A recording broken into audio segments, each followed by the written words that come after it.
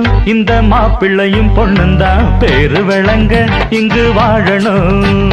சோழவனத்தில் ஒரு சோடி குயில் போலத்தான் காலம் முழுக்க சிந்து பாடணும். ஒண்ணுக்கொண்ணு பக்கத்தில பொண்ணு புள்ள நிக்கையில கண்ணு படும் மொத்தத்தில கட்டழக அம்மாடி என்ன சொல்ல 100 வருஷம் இந்த மாப்பிள்ளையும் பொண்ணுந்தான் பேரு விளங்க இங்கு வாழணும். சோழவனத்தில் ஒரு சோடி குயில் போலத்தான் காலம் முழுக்க சிந்து பாடணும்.